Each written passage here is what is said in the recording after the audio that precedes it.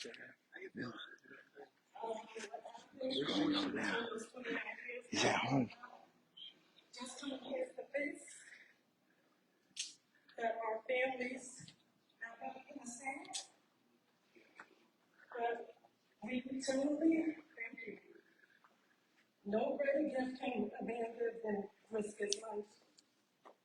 And if you did not risk your life that night, we would not be sitting here. Thank you. Thank you.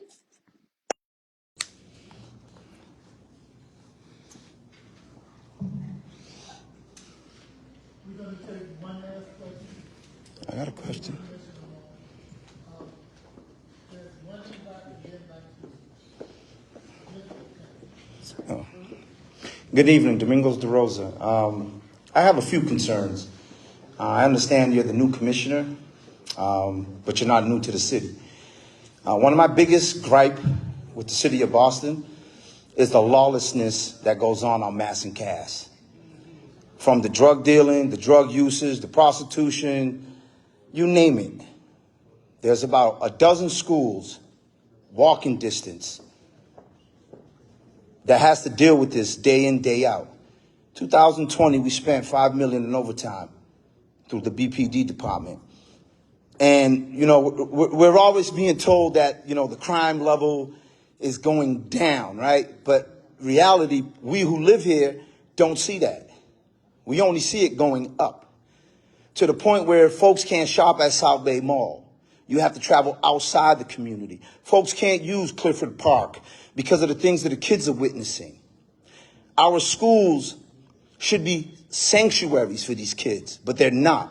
We fought for almost a year and a half to get a fence put in at Orchard Gardens to keep the children safe, right?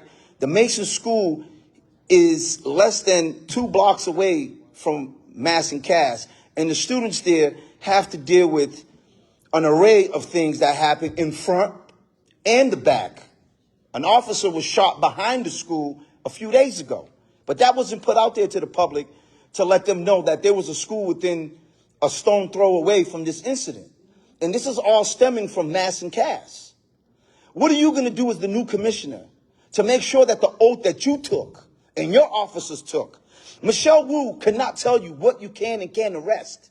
This is more than a medical issue, a health concern, because you're killing the community that's been dealing with this for 60 plus years. This is not a white issue. They didn't put kilos of cocaine in the middle of Swampscott. They put it in the middle of OP. And we're still dealing with this. My other concern is, again, the uptick. Well, it's not an uptick. It's the reality, the youth violence in Boston. We're going back to the early 90s. And again, folks who've been in this room, it wasn't no miracle in the 90s. It was called the RICO. They swept us up and put us away for decades. Now these guys are coming back home. And they're bringing that 17-year-old that they went away with back onto the streets. We're watching grandmothers get killed. We've had 2 grandmothers get murdered in the last 3 years. Crickets came from the city. Little to no support for those 2 families, not counting the countless people that touch those families. And we understand that, you know, Boston has this issue. The mayor has chosen, the last 2 commissioners has been men of color. But what are you guys really doing to bring back some stability into our community? I'm getting tired of walking them to a murder scene and have to explain to, you know, families what really going on. Families get treated like crap when they try to identify their dead ones. You got to wait through a whole process for you to identify your loved one. And then when you try to, the police treat you like victims, right? That's what we want to be treated as, but we're not. We're treated as perpetrators. I had my 75-year-old mother get reprimanded by one of the BPD's officers after I got shot. And she was trying to take care of her son. And the way that the officer treated her, why would we want to call you to come assist us when we do need you? You treat us like shit.